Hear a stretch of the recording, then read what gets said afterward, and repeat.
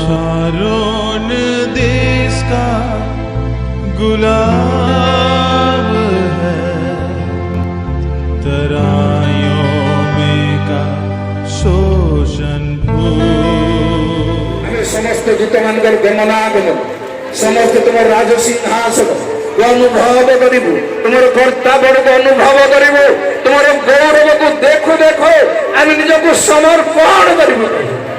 आशीर्वाद कर मन कर महिमा गौरव तुम्हारे हो। स्वर्ग पिता प्रभु यीशु नाम रे प्रार्थना करें, आमेन। जय प्रभु। आसंतु प्रभु को धन्यवाद। Praise the Lord. आखि खोली दिंतु। निश्चय धन्यवाद प्रशंसा कला बेलू प्रार्थना व्यक्तिगत भाव में कले प्रार्थना सरिले बहुत दूर पर्यंत आखि खोलने को इच्छा हुए ना। खोल इच्छा हो सरी जाए कते भाव मन करी मन भंग करी जल्दी मीठा जिन खाइले जीव बारंबार छाटी उठ बारंबार छाटी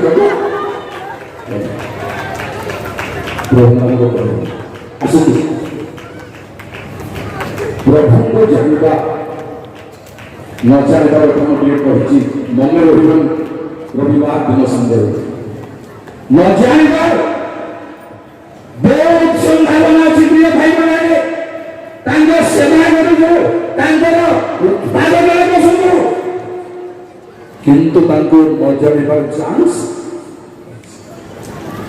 सेटा मो कहते आगे पुस्तक 28 पर सोलो जल्दी करो जाओ तो अनंतर निद्रा भंग हुअन्ते प्रेज द लॉर्ड। याकूब जाग्रत होई कहिला अवश्य ए स्थान रे सदा प्रभु अछंती, मात्र मो ताहा जानिनी नाही। प्रिय बंधुମାନେ सामने परमेश्वर अछंती, शैतान ऊपर परमेश्वर ठिया है आको देखा नहीं, किंतु से स्थान रे अछंती एटा चेतारे अनुभव करि पारि नथिले सोई पड़िले सिद्धि अछंती बोली जानिबार न जानिबार संभावना परमेश्वर लोक मान परिवारे ताए प्रिय भाई माने ताए तमर सेल्फी गेल भी डुडे दे हेलो सुनतो केमति माने बाइबल बिना बाइबल पे पढ़ा परमेश्वर को लोकरा लोक ना लोक मूसा ताको योजना बाइबल खाली सदा प्रभुंगर संकल्प जीवन आहुत से समस्त अमंगल घटना घटी मंगल जन्माए लोक मूसा तथापि प्रिय भाई मैंने से कहले टिके परिश्रम करूंगो यात्रा पुस्तक 33 पर 14 16 से कहले मो जे करी जानि पारिबी एठी तुबे माने विश्राम दिन पालन करिवो 33 पर से कहले आंभर श्रीमुख तुम सहित गमन करिब, पुणी आंभे तुमको विश्राम देवा। तहिले से ताहाको कहले जेबे तुमर श्रीमुख तहिले से ताहाको कहले जेबे तुमर श्रीमुख मो सहित गमन न करते उत्तम मो सेबे तुम दृष्टि रे अनुग्रह प्राप्त होयछि, तेबे विनय करूछि मो तुम दृष्टि रे अनुग्रह पाइबा आशय जेपरि तुमको जानि पारिबी। एथिपाई एबे तुम मते अपना गति जणाओ। बस से जणे परमेश्वरंगा हृदय को प्राण लोक प्रिय भाई माने प्रिय बाबा माने प्रिय प्रभु में विश्वासी माने प्राण लोक आमे से भई लोक आमे हेई न पारुबी। से भई स्वतंत्र भाव मनन लोक से श्रेणी में घर में पाई न पारे समस्त संगठन पाई न पारे, मात्र से भई स्वतंत्र भाव प्राप्त लोगन तारि मध्य मूसा कहले मो जे करी जानिबी। कहा को जानि से प्रभु को पछरे आसी देली କାହାକୁ ଜାଣି ଏ ପର୍ଯ୍ୟନ୍ତ ଆସିଛନ୍ତି, କାହାକୁ ଜାଣି ସମୁଦ୍ର ପାରି ହେଇଛନ୍ତି, କାହାକୁ ଜାଣି ପାରଙ୍କ ନିକଟରେ ଯାଇ ଜବାବ ଦେଇଛନ୍ତି। ପ୍ରିୟ ଭାଇମାନେ ଦୟାକରି ଶୁଣନ୍ତୁ, ଜ୍ଞାନରେ ଶୁଣନ୍ତୁ, ଧ୍ୟାନରେ ଶୁଣନ୍ତୁ। ପ୍ରଭୁ କଥା ବୁଝେଇବା ପାରମ୍ପରିକ ବୁଝ କହିବ ଗୋଟିଏ କଥା, କହିବ ସବୁବେଳେ କହିବ ଗୋଟିଏ କଥା, ଯେ ପରମେଶ୍ୱର ଆମର ସେବା କରିବା ପାଇଁ ଚାଲ। ସେ କଥା ବୁଝିଲେ କାହାକୁ ଜାଣି କହିଲେ, ଅର୍ଥାତ୍ ସମସ୍ତଙ୍କର କିଛି ବାକି ଅଛି। ପୁଙ୍ଖାନୁପୁଙ୍ଖ ପରମେଶ୍ୱରଙ୍କର ଈଶ୍ୱରତ୍ୱକୁ ଜାଣିବା ପାଇଁ ବାକି ଅଛି। ପୁଙ୍ଖାନୁପୁଙ୍ଖ ପରମେଶ୍ୱରଙ୍କର ବାକ୍ୟକୁ ଜାଣିବା ପାଇଁ ବାକି ଅଛି। ମୁଁ କହିବାକୁ ଯିବି, ଆପଣଙ୍କୁ ଚେଷ୍ଟା କରୁଛି, ବାକି ଅଛି। ବର୍ତ୍ତମାନ ସମସ୍ତଙ୍କୁ ପରମେଶ୍ୱର ସମ୍ପୂର୍ଣ୍ଣ ଦେଇନାହାନ୍ତି, କିଛି କିଛି ଦେଇଛନ୍ତି। ପାଉଲ କହିଲେ କିଛି କିଛି ଦେଇଛନ୍ତି ବୋଲି ମୁଁ ପଢେଇବିନି ସମୟ ନଷ୍ଟ କରିବା ପାଇଁ, ମୁଁ ଧରି ଅଛି ବୋଲି ମନେ କରୁନାହିଁ। ଧରିବା ପାଇଁ ଦୌଡ଼ୁଛି, ପାଇଛି ବୋଲି ମନେ କରୁନାହିଁ। ଯେଉଁମାନେ ପାଇ ସାରିଛୁ, ଜାଣି ସାରିଛୁ, ଧରି ସାରିଛୁ, परंतु प्रथम करंदी 8 वर्ग जानी सारी जो माने किए सेवन जदि के कोनसी विषय रे ज्ञानी बोली मने करे तेबे ताहार जेपरि जानिबा उचित से ए पर्यंत सेपरि जानि नाही। कथा होला संधि जदि केई शास्त्र ऊपर विभाग ऊपर आपनकर ध्यान ऊपर संपूर्ण हे जीवन मन करूची से जेमिति जानिबा कथा सेमिति जानि पारि नाही। तेरु प्रिय भाई भाई माने अनुभव दरकार।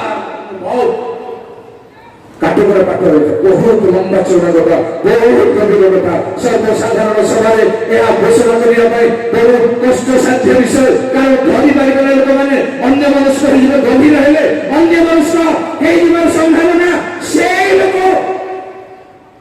प्रभु जहाँ को मेटा चल शस्त्र घर मेटा चल डाकिले आश्चर्य विषय देखा मैं आर पाक जीवी बोली जो भाविले परमेश्वर कहले तुम पादर पाल गाड़ी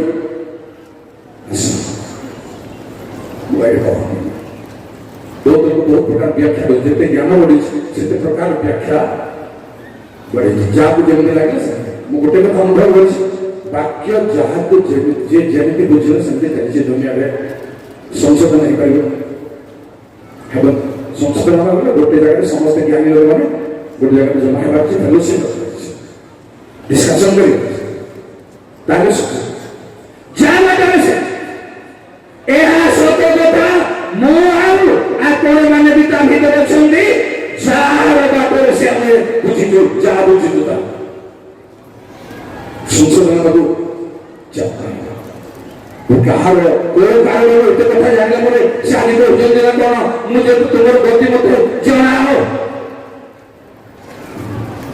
गति जाना गोटे बड़ बड़ कथा जानू चाहिए किंतु कहबी प्रिय भाई मैंने एपर्यंत जाना कष्टकर कहबी परमेश्वर लोक मैंने निकटवर्ती लोक मैंने कारण परमेश्वर कहले आपण मैंने जानी पढ़ु नहीं बहुत पढ़ु नहीं निशा 42 18 20 बताए जे आंब दास करी बधिर अंध अंध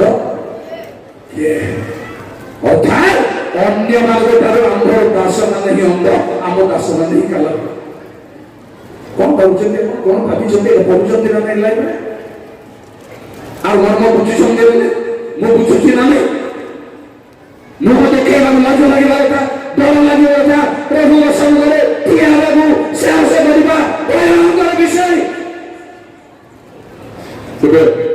क्या देखिए क्या जानी से देख तो गोटे कथा जे एबे से जानिबे बोली कहबा आगरु गोटे कथा कहूँ यात्रा 24 पर्वर 1500 जल्दी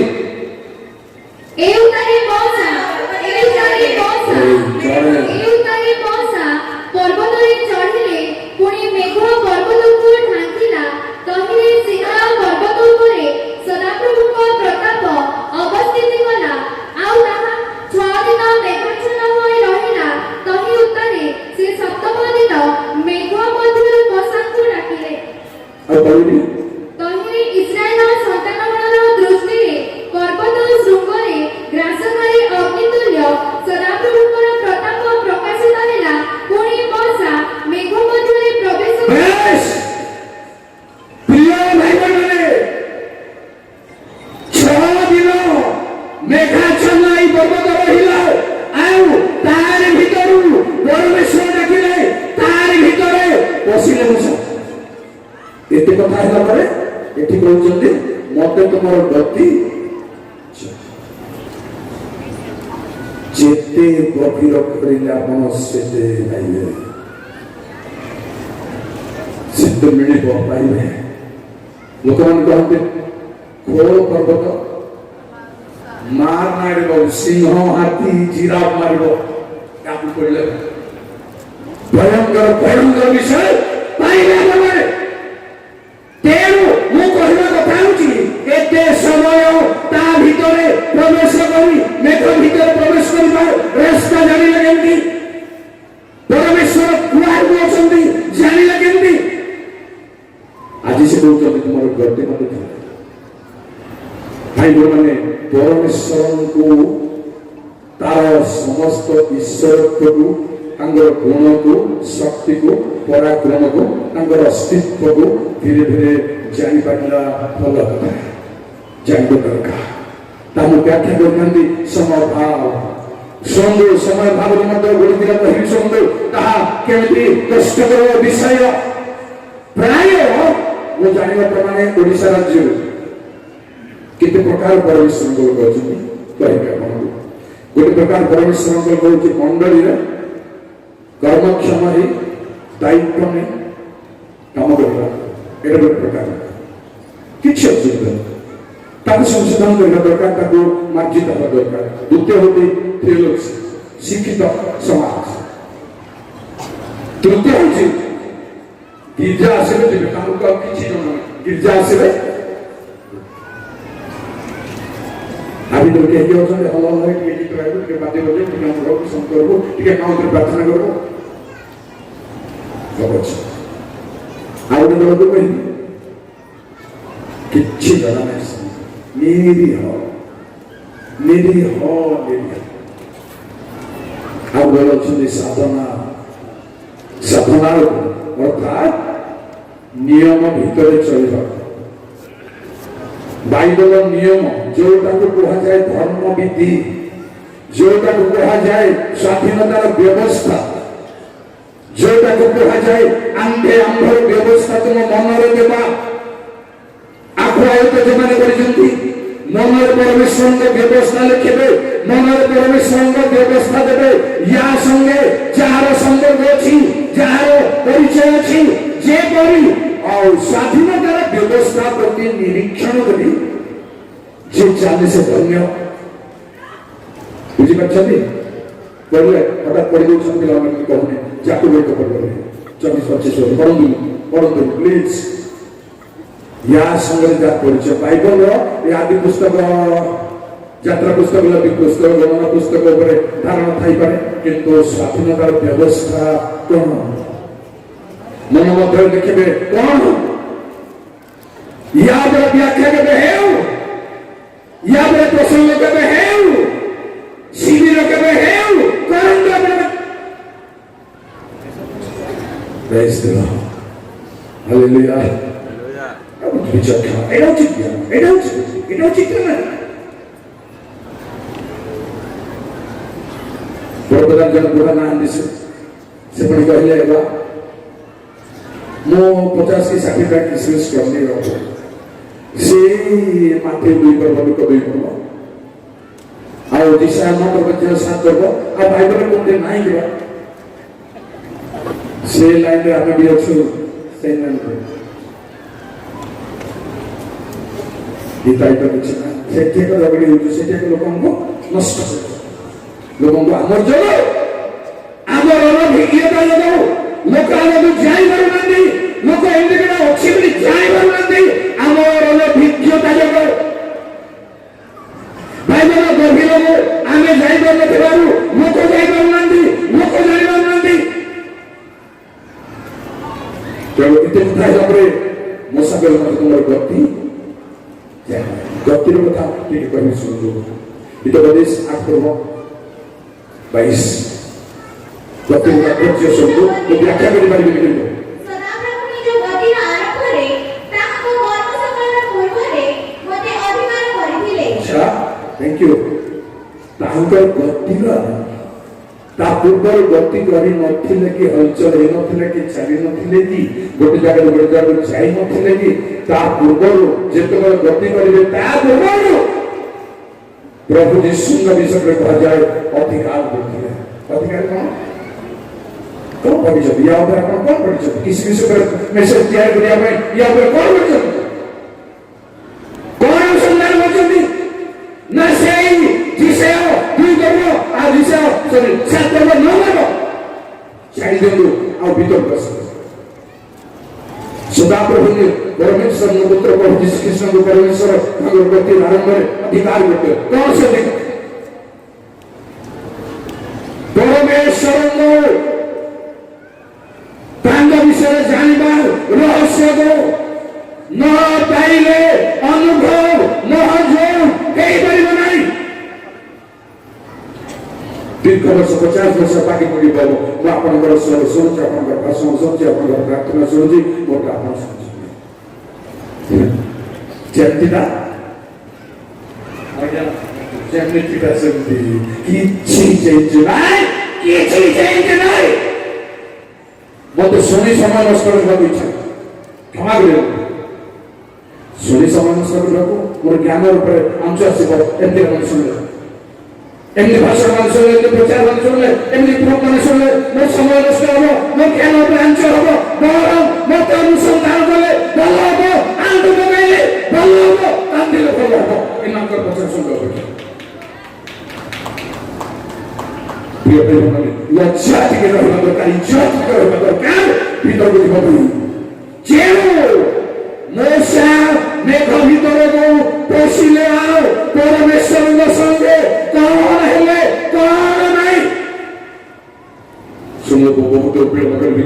ସେ କହିଲେ ମତେ ତୁମର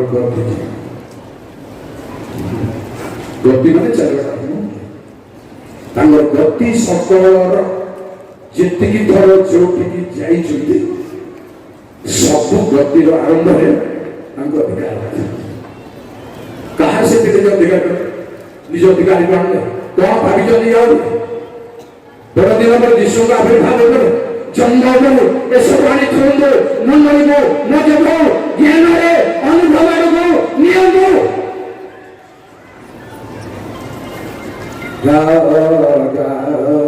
ଆନନ୍ଦେ ଜୟ ଗୀତ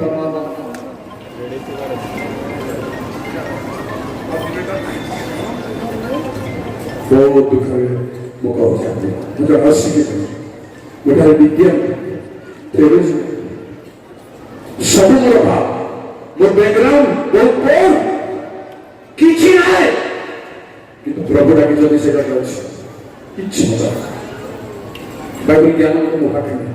ଯୀଶୁ ଡାକିଛନ୍ତି ସେଇଟା ମୁଁ ଖାଇଛି, ସେଇଟା ମୋର ଭରସା ଅଛି, ସେଇଟା ମୋର ବିଶ୍ୱାସ ଅଛି, ସେଇଟା ମୋର ନିର୍ଭୟ ଅଛି। ଯୀଶୁ ଡାକିଛନ୍ତି। ଉପେନ୍ଦ୍ର ପରିଚା তোর সার্টিফিকেট তোর আমি ଯିବା ସାର୍ଟିଫିକେଟ ଛାଡ଼ ଆଉ ମୋ ପଛରେ ସେତିଆକ ମୋର ଜ୍ଞାନ, ସେତିଆକ ମୋର ଥେଓଲୋଜି, ସେତିଆକ ମୋର ବୁଦ୍ଧି, ସେତିଆକ ଆଉ ଆପଣମାନଙ୍କୁ ଗୋଡ଼ ଧରି କହୁଛି ମୋ ପାଖରେ ଜିରୋ କିଛି କିନ୍ତୁ ପ୍ରଭୁ ଅଛନ୍ତି। ମୁଁ କାହାକୁ ଭାବିନି କି ଆପଣଙ୍କୁ ମଧ୍ୟ ଖାତିର କିଛି ନାହିଁ, ସମ୍ମାନ ଦଉଛୁ କିନ୍ତୁ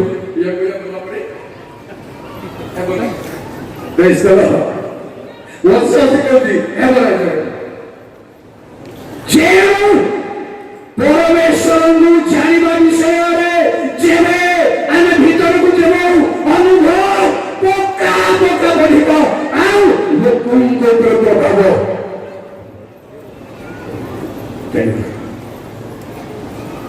ଆଉ ତାକୁ ଲୋପା କରିବା। ଗୋଟେ ଶୁଣନ୍ତୁ ଆଉ 23:8-9 ତାପରେ 12 देखो वो आगोको जाए मात्र से सेठारे नाहंती वो पछको आगोको जाए किंतु से सेठारे नाहंती वो पछको जाए मात्र ताहाको देखि न पारे ଆଉ ଦେଖି ନ ପାରେ କଲାବେଳେ କାର୍ଯ୍ୟ କଲାବେଳେ ବାମ ଦିଗକୁ ଯାଏ, ବାମ ଦିଗକୁ ଯାଏ। ମାତ୍ର ତାହାଙ୍କର ଦର୍ଶନ ପାଇ ନ ପାରେ। Thank you. ହେଇପାରୁନି କିନ୍ତୁ ତାର ପଦ ଶୁଣ। ମୁଁ ତାହାଙ୍କ ଓଷ୍ଠାଧୂର ନିର୍ଗତ ଆଜ୍ଞାରୁ ବିମୁଖ ହୋଇ ନାହିଁ। ବେଶ ସେ ତ ଦେଖନି ତାଙ୍କୁ ଜାଣନି ଗୋଟେ ଉଷ୍ଠାଧର ଆଜ୍ଞା କୋଉଠୁ କେମିତି ପାଇ ବୁଝିପାରୁଛନ୍ତି। ମତେ ବଡ ଅକଳ ଦେଇଛନ୍ତି। ମୁଁ ଅକଳରେ ପଶିବାକୁ ବାଧ୍ୟ କ୍ଷମା କରିବ। ମୁଁ ଏବେ ଛାଡ଼ିବିନି ଆପଣଙ୍କୁ, ନିଶ୍ଚୟ ଆଜି ବିଳମ୍ବ କରିବି, ନହେଲେ ପ୍ରସଙ୍ଗ ମତେ ବିଳମ୍ବ ହେବାକୁ ଯାଉଛି। ଅନୁଭବ କଣ ଜାଣିବା ଅନନ୍ତ ଜୀବନ ଏତିକି କହିଥିଲେ ହେଇଥାନ୍ତା। ଅନୁଭବ କଣ ମୁଁ ଆଗ ଭିତରେ ପ୍ରଶ୍ନ ପୁନରୁତ୍ଥାନ ପାଳନ କରି ଜାଣିଲା ପ୍ରତି ଶିଷ୍ୟମାନେ ସମାଧି ନିକଟକୁ ଦୌଡ଼ିଲେ। ଜଣେ ଆଗରୁ ଗଲା, ଆଗେ ଦୌଡ଼ୁନାହାନ୍ତି, ତାଙ୍କୁ ପଛ ପକେଇ ଦେଇ ଆଉ ଜଣେ ତା ଆଗରେ ବସିଲା। ଇନ୍ଦ୍ର କଣ ଦୌଡୁନାହାନ୍ତି, ବସିଲା କିନ୍ତୁ ସମାଧି ନିକଟ ଯାଇକି ନଈକି ଦେଖିଲା ଯେ ଯୀଶୁ ଉଠିଛନ୍ତି। ଏତିକି ଆଗେ ଜଣା ଆପଣଙ୍କର ଜଣା। ପରେ ଯେ ଆସିଲେ ପରେ ସମାଧି ଭିତରେ ପଶି ଦେଖିଲେ ଆଉ ଫୋଲ୍ଡିଂ କ୍ଲଥ ଆବିଷ୍କାର। ଭାଇ ଭଉଣୀମାନେ, ଫୋଲ୍ଡିଂ କ୍ଲଥ ହେଉଛି ବାଇବଲ ବିଶାଳ ପ୍ରସାର ହେବ, କିନ୍ତୁ ଦେଖିବାକୁ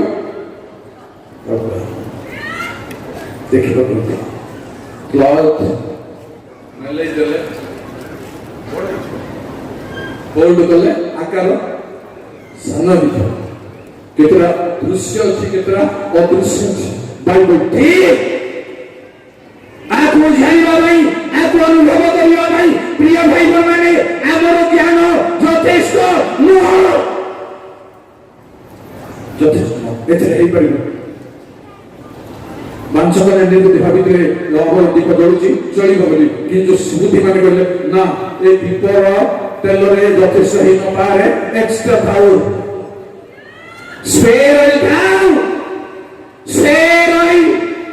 ଉପେନ୍ଦ୍ର ପରିଚାଳକର ଅଛି କି ଆପଣଙ୍କ ପାଖରେ ଅଛି କି?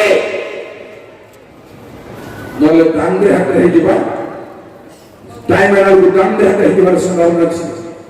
ପରୀକ୍ଷା ଦିନରେ ସମସ୍ତ ପୃଥିବୀକୁ ଯୋଉ ପରୀକ୍ଷା ଆସିବ ବୋଲି ଲେଖା ଅଛି, ସେଇ ଦିନରେ ପରମେଶ୍ୱର ତୁମକୁ ରକ୍ଷା କରିବେ କି ନାହିଁ, সেই সময়ে দাଣ୍ଡে পরিবার সম্ভাবনা আছে। ଏହା ପକ୍କା ପ୍ରିୟ ଭାଇ ମାନେ। ଆଜି ପକାଇଲେ ତ ତାଙ୍କୁ ଦେଖିପାରୁନି, ଜାଣିପାରୁନି, କିନ୍ତୁ ତାଙ୍କୁ ମୁଖାନିଗତ ବାକ୍ୟ କେମିତି ପାଇଲା? ଉପସ୍ଥିତ ରଖିଲେ ସମୟ ଅଭାବ ଆପଣ ଆଉ ଆବିଷ୍କାର କରି ଆଲୋଚନା କରିପାରିବେ କେମିତି ହେଲେ? ତାଙ୍କ ମୁଖାନିଗତ ବାକ୍ୟ ସାମ୍ନାସାମ୍ନି ନହେଲେ ମୁଖାନିଗତ ବାକ୍ୟ ହେଇପାରିବ? ହେଲା କେମିତି? ଅନୁଭବ ଭିତରକୁ ଆସନ୍ତୁ, ଭିତରକୁ ମାନେ ଭାଇ ମାନେ ଏମିତି ସେମିତି କିଛି ହାଟ ବଜାରରେ ଚଣା ଖାଇଲା ପରି, ଖଜା ଖାଇଲା ପରି, ବୁଲିଲା ପରି, ଉଡ଼ିଲା ପରି, ଠିଆ ହେଲା ପରି ଛାଡ଼ନ୍ତୁ, ପୁରା ଛାଡ଼ନ୍ତୁ। ବାପା ମାନେ ମା ବାବାଙ୍କୁ ପ୍ରଭୁଙ୍କ ନାମରେ ବିନତି କରି ଛାଡ଼ି ଦିଅନ୍ତୁ। ପ୍ରକୃତ ସେବା କରିବା ଦରକାର। ପ୍ରକୃତ ସେବା ପଢ଼ିପାରିବ ଆଉ ପଢ଼େଇବି ନା, ମୁଁ ପଢ଼ି କହିଲେ ଟିକେ ଅଧିକ ପରିଶ୍ରମ କରିପାରିବି। ପ୍ରଥମ ତିମୋଥୀ 6:16 ପଢନ୍ତୁ ନା। କେହି କେବେ ପରମେଶ୍ୱରଙ୍କୁ ଦେଖି ନାହିଁ କି ଦେଖିପାରିବ? ପୁନଃ ଦେଖିପାରିବ ନାହିଁ।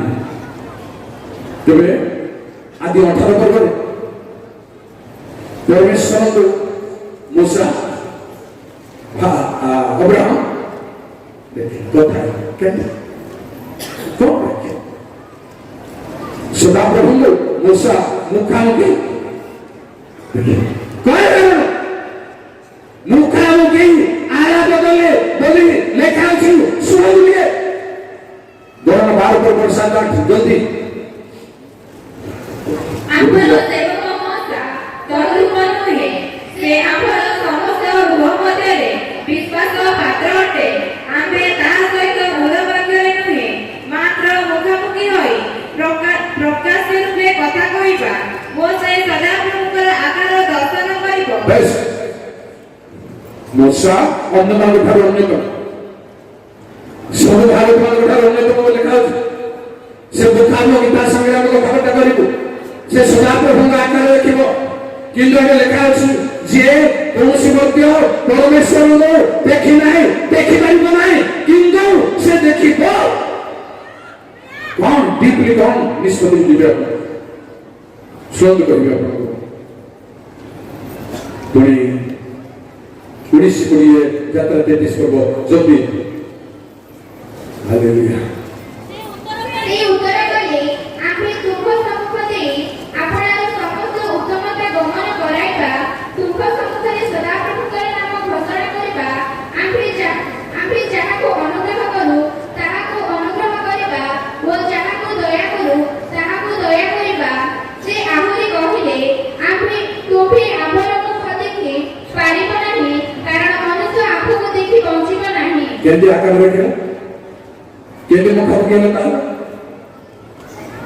କେମିତି ମାଛ ମାଂସ ଦେଲା, ତାହେଲେ ମାଂସ କାଟିକି ଦେଲେ, ତାହେଲେ ଅବ୍ରାହମ କେମିତି କଥା କଣ ଚିନ୍ତା କରିବା ପରମେଶ୍ୱରଙ୍କ ବିଷୟରେ ଜାଣିବା ପାଇଁ।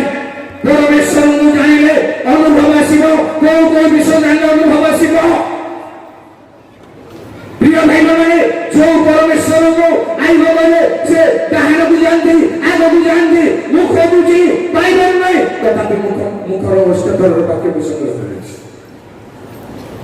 କଣ ଭାବୁଛି? Praise the Lord. Hallelujah. କଣ ଭାବୁଛନ୍ତି ପ୍ରିୟ ଭାଇମାନେ? ମୂଷା ଦେଖିଲେ ତାଙ୍କ ଆକାର ଆଉ ଦେଖିବ ବୋଲି ଲେଖା ହଉଛି। ୟାର କହିଲେ ମନୁଷ୍ୟ ତୁମେ ଆମର ମୁଖ ଦେଖିପାରିବ ନାହିଁ, ଦେଖିଲେ ମରିବ। ମୁଁ ଆପଣଙ୍କ କୋଶ୍ଚିନ୍ ରଖୁଛି, କିପରି ଭୟଙ୍କର ବିଷୟ ଏ ଛୋଟିଆ ଗୋଷ୍ଠୀ ଆମେ ଏଠି ଗର୍ବ କରିପାରିବା, ଭାଙ୍ଗିବା ନିଜକୁ ସମର୍ପଣ କରିପାରୁଛୁ, କରିପାରିବା। ପ୍ରିୟ ଭାଇମାନେ, ପୁଣି ଶୁଣନ୍ତୁ, ପରମେଶ୍ୱରଙ୍କ ଉପରେ ଆଲୋଚନା କରିବାକୁ ସମୟ ଅଭାବ। ମୁଁ ତାଙ୍କର ବାକ୍ୟ ବିଷୟରେ ତାପରେ ଅନୁଭବ କଥା କହିବି ଆପଣଙ୍କୁ, ତାପରେ ଗୌରବ କଥା କହିବି ଆପଣଙ୍କୁ। ପରମେଶ୍ୱରଙ୍କର ବାକ୍ୟ ପ୍ରିୟ ଭାଇମାନେ କି ପ୍ରକାର ମହৎ, ଦୟାକରି ଶୁଣିଲେ। ଆଦି ପୁସ୍ତକ 15 ପର୍ବରେ 2। ତହିଁରେ ଅବ୍ରାହ୍ମ ଉତ୍ତର କଲେ, ହେ ପ୍ରଭୁ ସଦାପ୍ରଭୁ, ତୁମ୍ଭେ ମୋତେ କଣ ଦେବ? ମୁଁ ତ ନିଃସନ୍ତାନ ହୋଇ ପ୍ରସ୍ଥାନ କରୁଅଛି।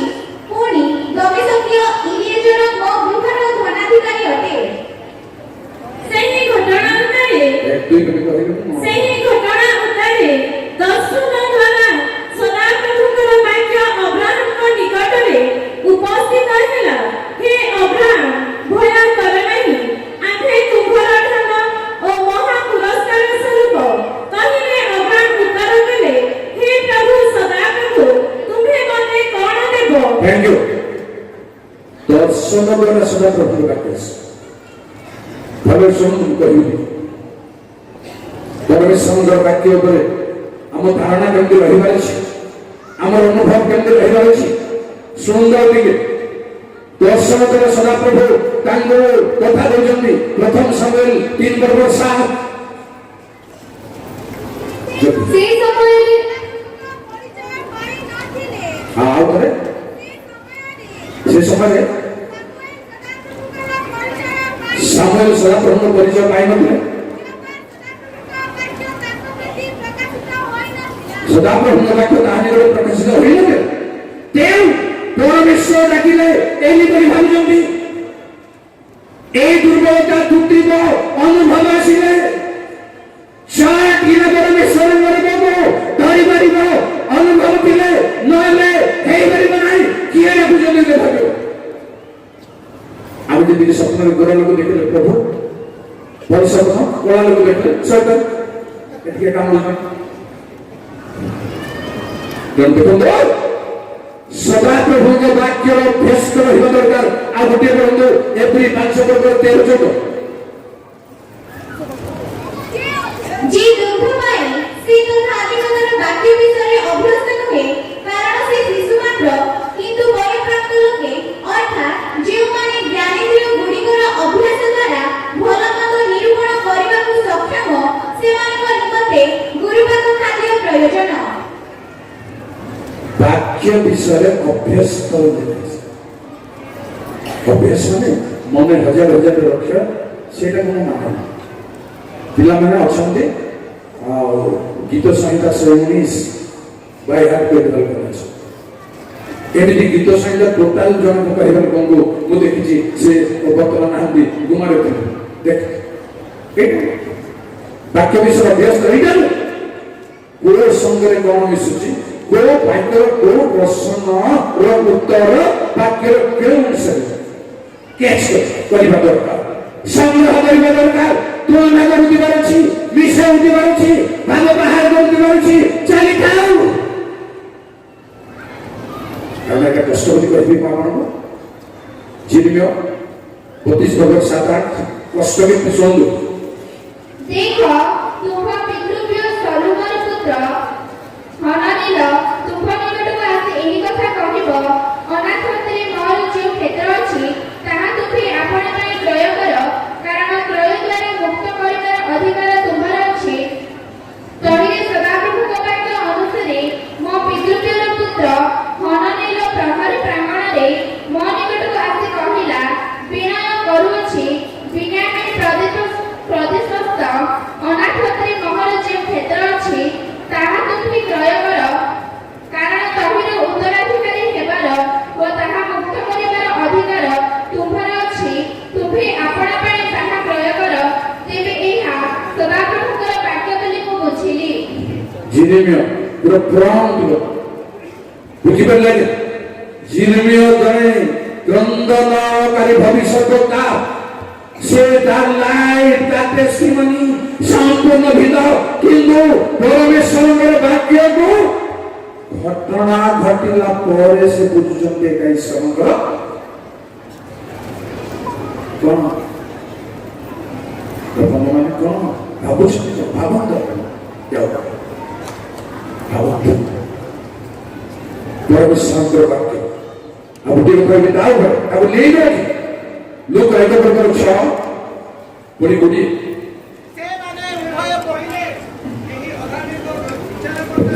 से मने उभय प्रभुकर समस्त आज्ञा वो विधि अनुसारे निर्दोष रूपे आचरण करी ईश्वर को दृष्टि में धार्मिक थिले। गोटे मिनिट जिकोरियो एलिसा दुई जन प्रभुଙ୍କ भय କରି समस्त आज्ञा विधि अनुसार निर्दोष रूपे आचरण कर ईश्वर दृष्टि धार्मिक थे। कोडिए बोल देखो एही समस्त न घटिबा दिन पर्यंत तुमरे नीरव रही कथा कहि पारिबो नाही, कारण मोहर जेउ सब वाक्य यथा समय सफल हेबो सेही सब तुमरे विश्वास कर नाही। धार्मिक लोक विधि अनुसार व्यवस्था अनुसार ठीक विज्ञान को बाइबल को व्याख्या करिया ପାଇଁ ତାକୁ କିଛି ଖାଲି ନଥିବ, ବ୍ୟବସ୍ଥା ବ୍ୟାଖ୍ୟା କରିବା ପାଇଁ କିଛି ଅସୁବିଧା ନଥିବ।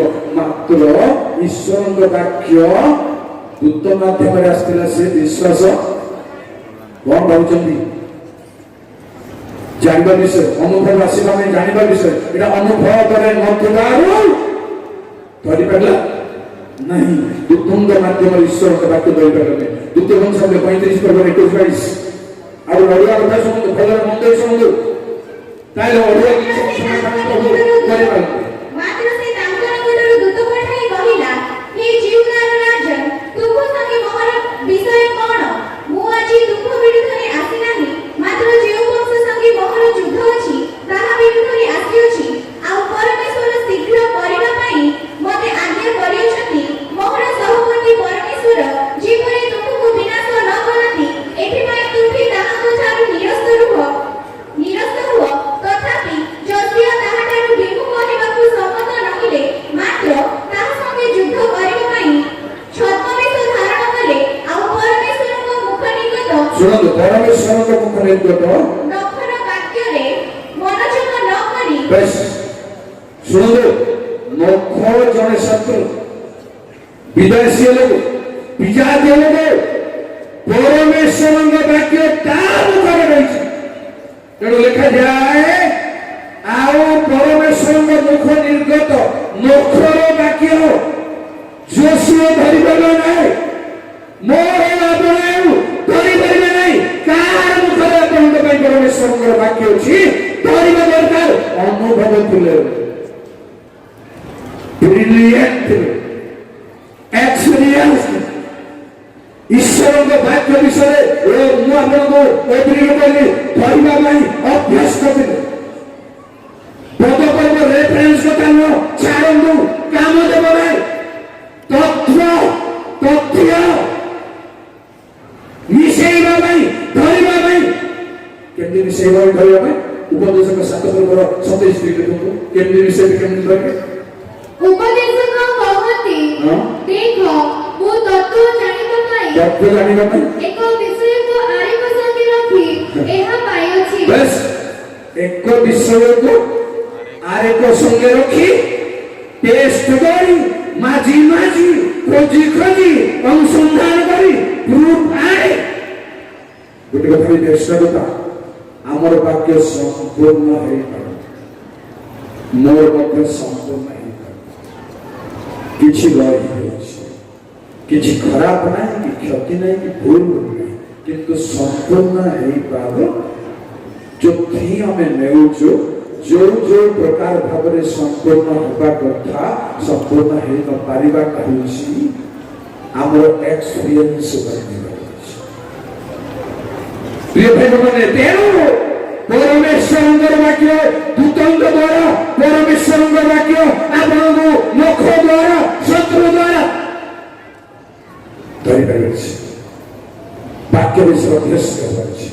ତେଣୁ ଜିରେମିୟ ଏହା ସଦାପ୍ରଭୁଙ୍କ ବାକ୍ୟ ବୋଲି କହୁଛି। ପୁଣି ଭାବି ଆପଣଙ୍କ ତୁଣ୍ଡ ପରମେଶ୍ୱର ପୁରୁଷ ଭାବରେ ଅବ୍ରାହମ ନିକଟକୁ ଗଲେ, ଅବ୍ରାହମ ଚିହ୍ନିଲେ କେମିତି? କୋଉ ଟ୍ୟାଲେଣ୍ଟ, କୋଉ ବିଶାଳ ସେ ଖରା ସମୟରେ ଗଛ ମୂଳରେ ବସିଥିଲେ। ତିନୋଟି ପୁରୁଷ ଭିତରୁ ଜଣେ ପରମେଶ୍ୱର ଏ ଜାଣିଲେ କେମିତି କୋଉ ଗୁଣରେ, କୋଉ ବିଚକ୍ଷଣତା, କଣ ଭାବୁଛନ୍ତି ଆପଣମାନେ? ଏ ସବୁ ଦେଖିଲା ବେଳକୁ ଆମେ ସମସ୍ତ ପିଲା ବୁଝିପାରୁଛନ୍ତି ଆଜ୍ଞା? ଯଦି 131 ଗୀତରେ ଲୋକ କହିଲେ ମୁଁ ସ୍ତନ୍ୟତା କି ଶିଶୁ କରି ମୋ ପ୍ରତି ବୋଧାତ୍ମ ବିଷୟ ସବୁ ମୁଁ ଆଲୋଚନା କରୁଥିଲି। ଯୋଉଟା ଆମର ବୋଧ ନାହିଁ ତାହା ଆମେ ହଠାତ୍ କରି ବେଟେ ଏଇଟା କହିବାକୁ 2 ଘଣ୍ଟା ଲାଗିବ, 4 ଘଣ୍ଟା ଲାଗିବ। ଆଉ ଯଦି କହିବ ନା ଆଜ୍ଞା ତୁ 4 ଘଣ୍ଟା ଦେଖିବ, ସୁନ୍ଦର ଏ ସପ୍ତାହ ଲାଗିବ, এই ସପ୍ତାହ ବନ୍ଦ ଆମେ ଖର୍ଚ୍ଚ କରିବୁ, କଣ କରିବୁ? ମୋ ପ୍ରତି ବୋଧାତୀତ ବିଷୟ ଉପରେ ମୁଁ ପ୍ରୟାସ କରୁ, ସୀମା ଭିତରେ ରହିବା ଅଛି। ଆଉ ଏତେ କଥା କହିବାକୁ ସମୟ ନାହିଁ। ପ୍ରଭୁଙ୍କୁ ଜାଣିବା କେମିତି, ଚିହ୍ନିଲେ ସେ ତ ଆକାର ପରିବର୍ତ୍ତନ କରି ଆସେ, ଜାଣିଲେ ଆଉ ଅଗ୍ନିରେ ଚତୁର୍ଥ ବ୍ୟକ୍ତି ପରମେଶ୍ୱରଙ୍କ ପୁତ୍ର ତୁଲ୍ୟ ବୋଲି ବିଜାତୀୟ ରାଜା ଜାଣିଲେ। ଦେଖିଲେ ମୁଖାମୁଖି କେବେ ଦେଖିନାହାନ୍ତି, ଏମିତି ମନୁଷ୍ୟ କେବେ ଜାଣିନାହାନ୍ତି, ଏ ଅଲଗା ଟାଇପ୍ ଅଛି। ଜଣେ ବିଜାତୀୟ କହିଲେ ମଧ୍ୟ ଦେଖିଲେ ତାଙ୍କର ଚାହାଁ ଅଲଗା। କାରଣ ପରମେଶ୍ୱର ଯାକବଙ୍କ ସହ ଯୁଦ୍ଧ କଲା ପରେ ପ୍ରଭାବ ଯେତେବେଳେ ହେଇଗଲା, ପ୍ରାୟ ଛାଇ ଉଜ୍ଜଳ ଯେତେବେଳେ ହେଲା, କହିଲେ ପରମେଶ୍ୱର, ଆଉ ଦୂତ ବୋଲି ଯାହାକୁ କୁହାଯାଏ କିନ୍ତୁ ବାଇବଲରେ ପରମେଶ୍ୱର ମତେ ଛାଡ଼। କାରଣ ପ୍ରଭାତ କୋଉ ରୂପରେ ସେ ଆସିଥିବେ, ପ୍ରଭାତ ଲୋକମାନେ ଚହଳ ପଡ଼ିଯିବ, ଦେଖିବାକୁ ଲୋକମାନେ ଆଇବେ, ଠିଆ ହେଇପାରିବେ, ତେଣୁ ଉଜ୍ଜଳ ଭାବ ଯେତେ ରହିପାରିବେ। ପରମେଶ୍ୱରଙ୍କର ରୂପରେଖ ପରିବର୍ତ୍ତନ ମୋର ଅନୁଭବରେ 7 ପ୍ରକାର ପରିବର୍ତ୍ତନ ଦେଇପାରିବେ। ଆଉ ଅଧିକ ପର୍ଯ୍ୟନ୍ତ ଜାଣିବି ଯଦି ଅଛି ଅଧିକ ପ୍ରିୟ ଭାଇମାନେ। ତେଣୁ ପରମେଶ୍ୱରଙ୍କୁ ଯେତେବେଳେ ଏହି ପ୍ରକାର ଭାବରେ ଆମେ ଜାଣିବୁ, ସେତେବେଳେ ଅନୁଭବ ଆସିବ,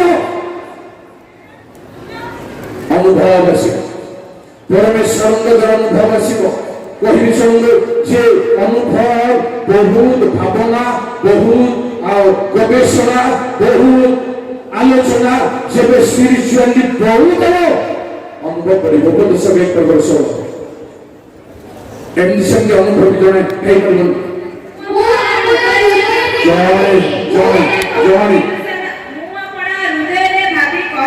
ଭାବି କହିଲି, ଦେଖ ଜେରୁସାଲେମରେ ମୋ ପୂର୍ବେ ଥିବା ସମସ୍ତ ଲୋକଙ୍କ ଅପେକ୍ଷା ମୁଁ ବହୁତ ଜ୍ଞାନପ୍ରାପ୍ତ ହୋଇଅଛି। ଆହୁରି ମୋର ହୃଦୟ ଜ୍ଞାନ ଓ ବିଦ୍ୟାରେ ମହା ଭାବନା ପ୍ରଥମେ ଆସେ। ଭାବୁକ ଯେତେ ଭାବିପାରିବେ ଈଶ୍ୱରଙ୍କ ବାକ୍ୟ ଉପରେ ସେତେ କଥା ଆବିଷ୍କାର ଆଣିପାରିବେ। ନହେଲେ ଆଣିପାରିବେ ନହେଲେ ବାଇବଲରୁ ଭିତରରୁ ହାଣ୍ଡିରୁ ପ୍ଲେଟକୁ ଡାଇନିଂ ଟେବୁଲକୁ ଆଣିଲେ କଣ ଦରକାର? ଟେଷ୍ଟ ଯୋଉ ଚାହୁଁଛୁ ବୁଝିପାରୁଛନ୍ତି ଆଜ୍ଞା? ହାଣ୍ଡିରୁ ଆସିଲା ପ୍ଲେଟକୁ ଆସିଲା କହିଲେ କଣ ଦରକାର କଣ? ଟେଷ୍ଟ। ସେଟା ହଉଛି ମେନ୍ ସତ୍ୟ। ବିରିୟାନୀ ତ ମନେ କହୁଥିଲେ ବିରିୟାନୀ କିଛି ଭଲ ଲାଗେ ନାହିଁ। ଡକ୍ଟର ନା ଆପଣ କେତେ ସୁନ୍ଦର ରାନ୍ଧିଥାନ୍ତୁ, ଗୋଡ଼ି ପରିଚାଳନା କରିଥାନ୍ତୁ, ଟେବୁଲକୁ ଆସିଲା ବେଳକୁ ଲୁଣିଆ ହେଇଯାଇଛି। କଣ କରିବେ? କିଛି ଉପାୟ ଅଛି କି? ପ୍ରିୟ ଭାଇ ମାନେ ବହୁତ ସଂଶୋଧନ, ବହୁତ ସମର୍ପଣ। ଗୋଟିଏ କଥା ଚାହୁଁଛି, ସମର୍ପଣ ଆଉ କିଛି ଏସବୁର ମୀମାଂସା ହଉଛି ସମର୍ପଣ ସବୁବେଳେ ହଉତେ ପାରୁଛି ବାରମ୍ବାର ପାରିବା ଅନୁସାରେ ହଉତେ ପାରୁଛି। ବାଇବଲ ଅନୁସନ୍ଧାନ ସବୁବେଳେ ପାରିବା ଅନୁସାରେ କରତେ ପାରୁଛି। ଯେତେ ପାରିବେ ସେତେ କରିବାକୁ ପଡିବ, ପଢିବ ହିଁ ପଡିବ। ବାଇବଲ ପଢିବାର ମୁଁ ତିନିଟା କଥା ଅନୁଭବ କରିଛି। ବାଇବଲ ଆଦିରୁ ପ୍ରକାଶ ସବୁ ପୁସ୍ତକ ଏଇଟା ହଉଛି ପଢନ୍ତୁ ନାହିଁ। ଜିଓସିୟ 8 ପର୍ବ 29-30 ସବୁ ପୁସ୍ତକ ଅଛି। ଗୋଟେ ପୁସ୍ତକ ଛାଡ଼ିବାକୁ ପଡ଼ିବ, ସବୁ ପଢ଼ିବାର ଅଛି। ଦ୍ୱିତୀୟ କଥା ଅଛି ସବୁବେଳେ ଦିବାରାତ୍ର ଗୀତ ଶୁଣିଲା ଏକ ଗୀତରେ ଦିବାରାତ୍ର ପଢ଼ିବା ଧ୍ୟାନ କରିବ। ତୃତୀୟ କଥା ମୁଁ ଜାଣେ ଜିସା 34:16 ଅନୁସନ୍ଧାନ କରି ପଢ଼ିବ କାରଣ ପରମେଶ୍ୱର ଜଗତকে মন্ত প্রেম করে দিশা বানাও দিতে প্রথম রাউন্ডে পঞ্চেকে হয়ে পড়ে তাহলে বিশ্বাস করবে বিমস্ত অনন্ত জীবন পাইব একদিন কেমনি অনুসন্ধান ସବୁବେଳେ ସବୁ ପୁସ୍ତକ ଆମେ ବାଛି କରୁଛୁ ପୁସ୍ତକ। ଯଦି ଝାଞ୍ଜି ପିତଳ ଝାଞ୍ଜି କରଛନ୍ତି ବିଚାର ଲାଗୁଛି, ଗଣନାକୁ ଆସିଲା ବେଳକୁ ଫାଳ ହେବାକୁ ବିଚାର ଲାଗୁଛି। ବାଇବଲ ବନ୍ଦ କରି କେତେବେଳେ ଗୀତ ଶୁଣିବା, କେତେବେଳେ କୋଉଟା ଆପଣଲେ ସେଇଟା ଆମର ସ୍ଥିର କିଛି ନାହିଁ, ଆମ ଲୟ କିଛି ନାହିଁ। ବାଇବଲ ଉପରେ ଅନୁଭବ କରିବା ପାଇଁ ନାହିଁ। ତେଣୁ ଅନୁଭବ ଆଉ ଗୋଟେ କଥା ପ୍ରଥମ 4:29 ଜ୍ଞାନର ଅନୁଭବକୁ ଆସିବା ପାଇଁ ରାସ୍ତା କଣ? ଆହୁରି ପରମେଶ୍ୱର ସଲୋମନଙ୍କୁ ଅତିଶୟ ଜ୍ଞାନ ଓ ବୁଦ୍ଧି ପୁଣି ସମୁଦ୍ର ତୀରସ୍ଥ ବାଲୁକା ନ୍ୟାୟ ମନର ବିସ୍ତୀର୍ଣ୍ଣତା ପ୍ରଦାନ କଲେ। ତିନିଟା ରହିଛି ଆମ ଜ୍ଞାନଠାରେ। ଜ୍ଞାନ କଣ ବୁଦ୍ଧି କଣ ତା ଡିଫରେନ୍ସ ଯଦି ଆଣିପାରିନ ଚାନ୍ସ ଜାଣିଛ? ଜ୍ଞାନ କଣ ବୁଦ୍ଧି କଣ ତାକୁ ଅଲଗା ଅଲଗା ଆଣି କହିବାର ଅଛି। ଦେଖନ୍ତୁ ରଖିବାର ଅଛି ଲୋକଙ୍କ ସାମ୍ନାରେ କୋଶ୍ଚିନ୍ ନ ଆସିଲା ଭଳି। ତାପରେ ମନର ବିସ୍ତୀର୍ଣ୍ଣତା ଚଉଡ଼ା ହେଲେ ଯେ ଏଇ ଆମର ପ୍ରସଙ୍ଗଟା କାର୍ଯ୍ୟକାରୀ।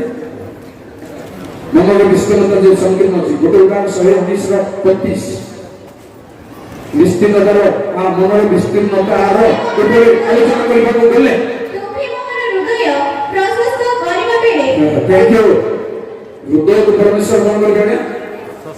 ପ୍ରଶସ୍ତ ଚଉଡ଼ା ଷ୍ଟ୍ରେଚେବଲ କିଏ? ହାର୍ଟ କଣ କନସାଇଜ କଣ ଷ୍ଟ୍ରେଚେବଲ କି?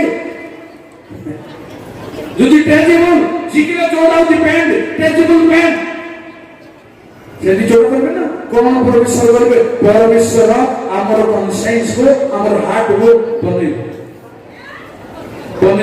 আপনার 33 গীত শুনে আউ কইলে আপনার করছেন গীত আমরা সেই হৃদয় গড়ন্তি গড়িছন্তি তো গড়িছন্তি কনসাইজ কি মনুষ্য গড়িছন্তি পুরি গড়ন্তি কেবল নয়।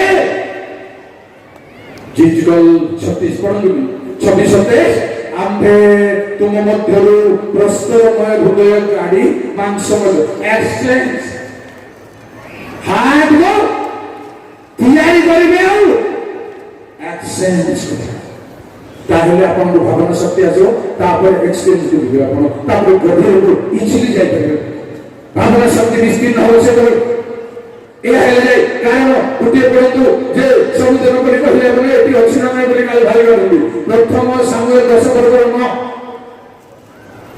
ହୃଦୟ ବିସ୍ତୀର୍ଣ୍ଣତା ଭାବନା ଶକ୍ତି କାରଣ ଏଥି ଉତ୍ତରେ ସେ ସାମୁଏଲଙ୍କ ନିକଟରୁ ଯିବା ପାଇଁ ପିଠି ଫେରାନ୍ତେ ପରମେଶ୍ୱର ତାଙ୍କର ଅନ୍ୟ ଅନ୍ତଃକରଣ କରିଦେଲେ যে পর্যন্ত অন্তঃকরণরে হৃদୟରେ পরমেশ্বর বর্তমান কিছু কাম করুনাহাନ୍ତି কাম କରିପାରିଛି ଆମର ମାଇଣ୍ଡ ଆମର ହାର୍ଟ କନସାଇନ୍ସ ଅଛି ପରମେଶ୍ୱରଙ୍କୁ ଆସବ ପ୍ରୁଭ ବିନ ପ୍ରୁଭ ଅକାଟ୍ୟ ସେ କାର୍ଯ୍ୟ କରିବେ ଏଇଠି ସେ ବସା କରିବେ ଏଇଠି ସେ ବାକ୍ୟ ଦେବେ ଏଇଠି ବ୍ୟବସ୍ଥା ରଖିବେ ଏଇଠି এইটা মহিলা ধরিকি পড়াবার বড় কথা তাও ধরিকি পড়াবার বড় কথা মোবাইল কয়েকদিন বলি খারাপ ভাবে না মোবাইল ধরিকি নিজে আসুন ମୁଁ ଆପସନ୍ଦ କରେ କ୍ଷମା କରିବେ ହଁ ଆପଣଙ୍କ ମୋବାଇଲରେ ବାଇବଲ ଅଛି ହଁ ମୋବାଇଲରେ ବାଇବଲ ଥାଇପାରେ କିନ୍ତୁ ବାଇବଲରେ ମୋବାଇଲ ନାହିଁ ବାଇବଲରେ ମୋବାଇଲରେ ବାଇବଲ ଥାଇପାରେ ମୋବାଇଲରେ ଟୋକା ଥାଇପାରେ ମୋବାଇଲ ଟୁକି ଥାଏ ଏଠି ଟୋକା ଟୁକି କିଏ ବୋଲା Dia tahu, bukan biasa dia. Referensi ke dalam karton, boleh kabel, boleh kabel ini. Dokter भावना रे मो गोटे ना पद खोजुली मो स्त्री गोटे बाइबल मोबाइल लोक तो कहले परीक्षा के हो सॉरी बाइबल सब यूज करते किंतु परिस्थिति लोक फोटो उठाई के मते देखुछन देखंतो कोना रे प्रचार करन को सुनुछन मोबाइल केंदी व्यवहार करछन फोटो जाबियो बाइबल पढो जुवा माने बाइबल पढो जुवते माने बाइबल माने वाक्यर अभिज्ञता को आसीबा पई वाक्यर अनुभव को आसीबा पई यथेष्ट पढिबार अछि सब बेले खोजी पढिबार अछि सब पढिबार अछि सब बेले प्रभु भावना मनर विस्फीर्णता नहले अनुभव अनुभव ऑब्जर्वेशन बहुत भाभी भाभी तार निष्पत्ति को जाई क्वेश्चन आसुची आसुनी क्वेश्चन आसु असले आम मनरे क्वेश्चन नाही पाइबो सुनुचे शिविर हमें क्वेश्चन पता मत देखिए ना क्वेश्चन पचार वालों को जबरदस्त चाबी दूंगा तो आखिर करेंगे बुझले क्वेश्चन मास ले अनुभव को जाएगा एंटी ससुकी क्यों परमेश्वर पर सुनला भीतर आपण कैच कर पाइबे अनुभव देले जेनु जानि जल्दी परंतु द्वितीय दिवस एक पर बाहर जानिबार महत्व सुनदो ଏହି କାରଣରୁ ମଧ୍ୟ ମୁଁ ଏହି ସବୁ ଦୁଃଖ ଭୋଗ କରୁଅଛି ତଥାପି ମୁଁ ଲଜ୍ଜିତ ନୁହେଁ କାରଣ ମୁଁ ଯାହାଙ୍କଠାରେ ବିଶ୍ୱାସ କରିଅଛି ତାହାଙ୍କୁ ଜାଣେ ପୁଣି ମୁଁ ତାହାଙ୍କ ହସ୍ତରେ ଯାହା ସମର୍ପଣ କରିଅଛି ତାହା ମହାଦିନ ପର୍ଯ୍ୟନ୍ତ ସୁରକ୍ଷା କରିବାକୁ ସେ ଯେ ସମର୍ଥ ଅଟନ୍ତି ଏହା ଦୃଢ଼ ରୂପେ ବିଶ୍ୱାସ एक नहीं मु जानी कि तमु तेनु मु दुख पाउची क्लेश पाउची तारा पाउची निंदा पाउची किछ असुविधा ना कोता मु जानी मते दुख रे छाड़िबे नाही क्लेश रे छाड़िबे नाही केबे संभव नाही प्रिय प्रभु लोक माने केबे प्रभु छाड़िबे ना आपण जे दुख रे तारा रे लांच रे क्लेश रे अछंती केबे प्रभु छाड़िबे ना कारण हम जानिचु हमर अनुभव से केबे छाड़िबे नाही जुना सब बच्चा तुम्हें के मो अंकल को फोन में कहना दे देखो तो बाइबल को कहले कौन मु जने एब्रियो प्रेज द लॉर्ड आ मुसा को हे सुनो नरपन पेड़ी फिटाऊ मुसा कांदु जंदी आउ देखिले पारंगल कन्या ए एब्रियो 3 ମାସ ଛୁଆକୁ ଏଭଳି ଲୋକ ବୋଲି ଜାଣିଲେ କି କଣ ରହସ୍ୟ ଆଜ୍ଞା କଣ ଭାବୁଛନ୍ତି 3 ମାସର 4 ମାସର ଛୁଆକୁ ଦେଖୁ ଦେଖୁ ଜଣେ ବିଜାତି ଲୋକ କହିଲେ କହୁଛି ଏ ପ୍ରିୟ ବାଳକ ଏଇ ଟ୍ୟାଲେଣ୍ଟ କହିଲେ ମୁଁ ଏ ପ୍ରିୟ ପ୍ରେଜ୍ ଦ ଲର୍ଡ ମତେ ମଜା ଲାଗୁଛି ଏ ଶବ୍ଦର ମଜା ଲାଗୁଛି ଏ ପ୍ରିୟ ଆଉ ସେତିକି କେବଳ ଦେଖିଲେ ଯେ ତାର ଭବିଷ୍ୟତ ଭୟଙ୍କର ସେ ଜୁଲସ କରିପାରିବେ ମୋ ଏମିତି ହିଁ ସେମିତି ପଳେଇ ଯାଉଛି କିଛି କହିଲେ କଣ ଶୁଷ୍କ ଭୂମି ସମୁଦ୍ର ସୃଷ୍ଟି କରିଛନ୍ତି ଏବଂ ତାଙ୍କୁ ଭୟ କରିବା ଦରକାର ଏଇଟା ଗୋଟେ ପରିଚୟ କି ଏଇଟା ଗୋଟେ ସମର୍ପଣ କି ଏଇଟା ଟେଷ୍ଟ କି ନା ପରିଚୟ କଣ ବୋଲି କହୁଛନ୍ତି ସେ ରେଡି ଅଛନ୍ତି ମତେ ସମୁଦ୍ର ପକେଇ ଦିଅ ସେ ଶୁଷ୍କ ଭୂମି ସୃଷ୍ଟି କରିଛନ୍ତି ସମୁଦ୍ର ସୃଷ୍ଟି କରିଛନ୍ତି ମତେ ଛାଡ଼ିବେନି ମତେ ପରିତ୍ୟାଗ କରିବେ ନାହିଁ ଆମକୁ ପରିତ୍ୟାଗ କରିବେ ନାହିଁ ଏହା ଆମେ ଜାଣୁ ପାଉଲ କହିଲେ ମୁଁ ଜାଣେ ଯେତେ କ୍ଲେଶ ହେଲେ ବି ଜାଣେ ସମୁଦ୍ର ପକେଇଲେ ମଧ୍ୟ ମାଛ ଧରିବ କିନ୍ତୁ ଜୀର୍ଣ୍ଣ କରିପାରିବ ନା ମାଟି କରିବ ଶୁଷ୍କ ଭୂମିରେ ଭାଇ ମାନେ ସମସ୍ୟା ଆସୁ ଆମ ଗ୍ରାସ କରୁ ହଇରାଣ କରୁ ଯାହା କରୁ ପ୍ରଭୁ ଛାଡ଼ିବେ ନାହିଁ ନାହିଁ ପ୍ରଭୁ ଛାଡ଼ିବି ନାହିଁ ଆମ ଧର୍ମରୁ ନ କଲେ ତୁମେ ଆଶିଷ ନାହିଁ ପ୍ରଭୁ ଛାଡ଼ିବି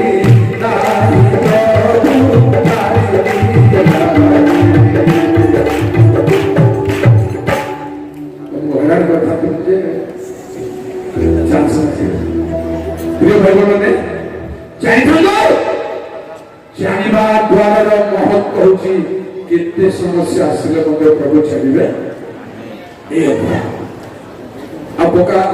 ମୁଁ ବ୍ରାଞ୍ଚ କରିବି ସମୟ ଭାବୁଛି ଆଉ ତାର ଏକ୍ସପିରିଏନ୍ସ এইভଳି যে ପରିସ୍ଥିତିକୁ ଧରି ଦେଖି ଭାବ ବିଚାରରେ ନିଷ୍ପତ୍ତି ଆସିବା ଯାଉଛି ଗୀତ ସଂହିତା 41:11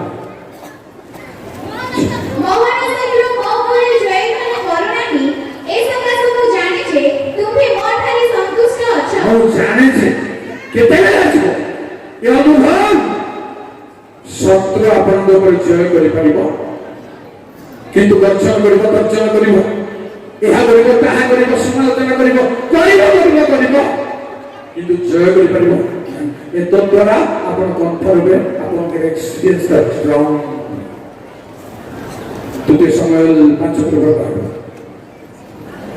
ଜୟ ପ୍ରଭୁ ଅନୁଭବ ଆସିବ ତହିଁରେ ସଦାପ୍ରଭୁ ଦାଉଦଙ୍କୁ ଇସ୍ରାଏଲର ରାଜପଦରେ ସ୍ଥିର କଲେ ଓ ଆପଣ ଇସ୍ରାଏଲ ଲୋକଙ୍କ ସକାଶୁ ତାଙ୍କ ରାଜ୍ୟ ଉନ୍ନତ କଲେ ଏହା ସେ ବୁଝିଲେ এটা হচ্ছে অনুভব পরিস্থিতি দেখিলা বেড়ে এমতি এমতি প্রভু অনুকূল পরিবেশ আনিলে ଏହା ଗଲେ ତାହା ଗଲେ ତେଣୁ ସେ ଜାଣିଲେ ପରମେଶ୍ୱର ତାଙ୍କୁ ଉନ୍ନତ କରିଛନ୍ତି ଏହା ହେଉଛି ଅନୁଭବ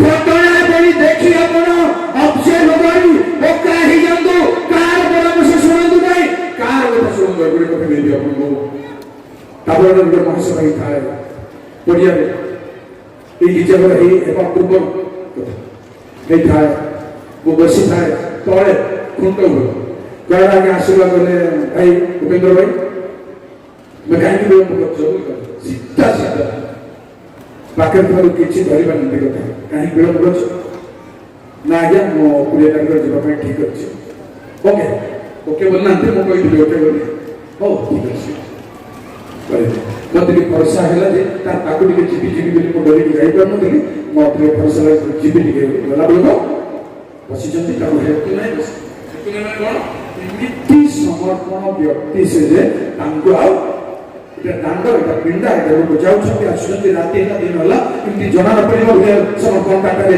ଥିଲା ଆଉ ଜଗିଲି ଆଉ କହିଲେ ଆଜ୍ଞା ପ୍ରତ୍ୟାଦେଶ ଏମିତି ହେଉଛି ସେମିତି ହେଉଛି ଦୁଇ ପ୍ରକାର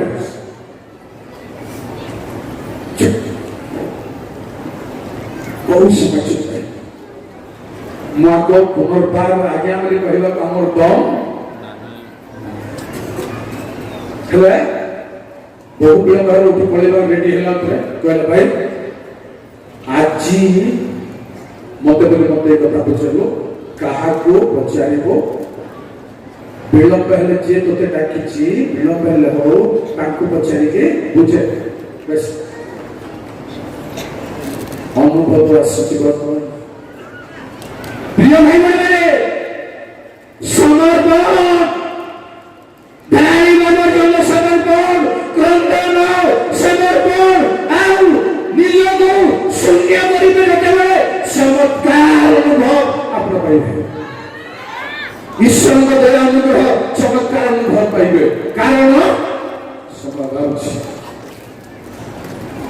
ଭାବି ଚିନ୍ତି କଥାଟାକୁ ସଂଗ୍ରହ କରିବେ ଅଙ୍ଗ ସମୟରେ ସେମିତି କରିଥିଲେ ପରମେଶ୍ୱର ଏମିତି କରିଥିଲେ ସେମିତି କରିଥିଲେ ଭୁଲି ଯାଉଥିଲେ ସବୁ ରଖନ୍ତୁ ଅନୁଭବ ଆଉ ଯେତେବେଳେ ଅନୁଭବ କରିବେ ସେତେବେଳେ ଆପଣଙ୍କର ଗର୍ବ ଆସ ଗର୍ବ ଏ ଗର୍ବ କେମିତି ଗର୍ବ ନା ପରମେଶ୍ୱର କେବେ ଛାଡ଼ିବେ ନାହିଁ ସେଇଟା ମୋତେ କିଛି କରିପାରିବ ନାହିଁ ମଣିଷ ଆଗରେ ଗର୍ବ ନୁହଁ ଯେ ଜାଣେ ଚିନ୍ତା ବୋଲି ଗର୍ବ କରୁ ସେମିତି ଗର୍ବ ନୁହଁ ମୁଁ ଜାଣିଲି ଏହି ଗର୍ବ ନୁହେଁ ଯେ ପରମେଶ୍ୱର ଛାଡ଼ିବେ ନାହିଁ ଏ ପରୀକ୍ଷାରେ ଛାଡ଼ିବେ ନାହିଁ ସୁନ୍ଦର ପ୍ରତ୍ୟେକ ଲୋକଙ୍କ ପାଖରେ ପରମେଶ୍ୱରଙ୍କ ଲୋକଙ୍କ ପାଖରେ ପରମେଶ୍ୱର ଗୋଟେ ଇଣ୍ଡିଭିଜୁଆଲ ଆଉ ଗୌରବ ରଖିବେ ପକ୍କା କହି ରଖିବେ ଅଛି ଆଉ ରଖିବେ ଆଜି ପୁସ୍ତକ 49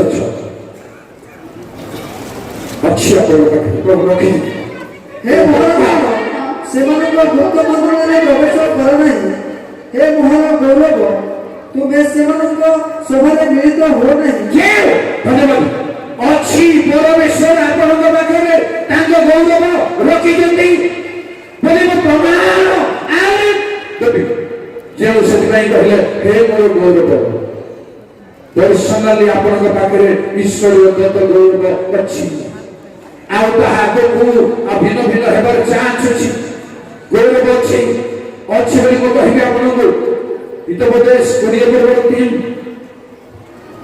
ବିବାଦରୁ ନିବୃତ୍ତ ହେବାର ମନୁଷ୍ୟର ଗୌରବ ବିବାଦରୁ ନିବୃତ୍ତ ହେବାର ମନୁଷ୍ୟର ଗୌରବ ବ୍ୟକ୍ତିଗତ ଗୌରବ ଆସେ ଏଇ ଅନୁକୂଳ ବାତାବରଣରେ ଆସେ ବିବାଦ କରିବା ପାଇଁ ବାହାରକୁ ଯିବାକୁ ସହିବାଛି ଗୌରବ ପ୍ରକାଶ ତେଣୁ କହିଲେ ହେ ମୋର ଗୌରବ ଆଉ ସେ ଗୌରବ ଆଉ କଣ ହେବା ଚାନ୍ସ ଅଛି ଟିକେ ଶୁଣନ୍ତୁ ଯେବେ ଏଇ ଅନୁଭବ ଆସିବ ପରମେଶ୍ୱର ଛାଡ଼ିବେ ନାହିଁ ଦୟା କରିବେ ଉନ୍ନତ କରିବେ କରିଛନ୍ତି ଆଉ ଦୃଢ଼ କରିଛନ୍ତି କେବେ କୌଣସି ଅସୁବିଧା ହେବ ନାହିଁ ଏ ଅନୁଭବ ପକ୍କା ହେବ ଆଉ ଶୁଣନ୍ତୁ ଜଣର 27:20 ଆହୁରି ଇସ୍ରାଏଲ ସନ୍ତାନଗଣର ସମସ୍ତ ମଣ୍ଡଳୀ ଯେପରି ତାହାର ଆଜ୍ଞାବହ ହେବେ ଏଥିପାଇଁ ତୁମ୍ଭେ ଆପଣା ସଂଗ୍ରାମ ତାହା ଉପରେ ଅର୍ପଣ କର ପ୍ରଭୁଙ୍କ ଲୋକଙ୍କୁ ସଂଭ୍ରମ ଅର୍ପଣ କରିବାକୁ ମୁଁ ଚାହୁଁଛି ଲୋକ ଖାତିରି କରିବାର ଅଛି ଲୋକ ସାଧାରଣ ଶୁଣନ୍ତୁ ଆମ ପରମେଶ୍ୱରଙ୍କ ଲୋକମାନେ ଯେଉଁମାନେ ଅଛନ୍ତି ଆମେ ସମ୍ମାନ କରିବା ଦରକାର ଖାତିରି এটা ঈশ্বরীয় কর্তব্য ଆଉ କାହାକୁ ଖାତିର କରିବ ପରମେଶ୍ୱର ଘରେ ଠିଆ ହେବେ ଆପଣଙ୍କୁ କାରଣ କଥା ହେଉଛି ପ୍ରଭୁ ଯେଉଁମାନଙ୍କୁ ବାକ୍ୟ ଦିଅନ୍ତି ଯେଉଁମାନଙ୍କୁ ଆପଣାର କରିଛନ୍ତି ଯେଉଁମାନଙ୍କୁ ନିଯୁକ୍ତ କରିଛନ୍ତି ଯେଉଁମାନଙ୍କୁ ଆହ୍ୱାନ କରିଛନ୍ତି ତାଙ୍କୁ ଆମେ ଖାତିର କରିବାକୁ ବାଧ୍ୟ କାରଣ ଲେଖା ହେଇପାରିବନି ଯେଉଁମାନେ ସେଇ ପ୍ରକାର ଲୋକ 2 ଗୁଣ ସମ୍ମାନ ପାଇବା ବର୍ଣ୍ଣନା ଅଛି ଅଧିକାର ଅଛି ତେଣୁ ପରମେଶ୍ୱର ଗୌରବ ରଖନ୍ତି ଝିଅ 3:7 ଏଥିରେ ସଦାପ୍ରଭୁ ଝିଅ ସବୁ କହିଲେ ଆଜି ଦିନ ସମୁଦାୟ ଇସ୍ରାଏଲର ସାକ୍ଷ୍ୟ ଦେବେ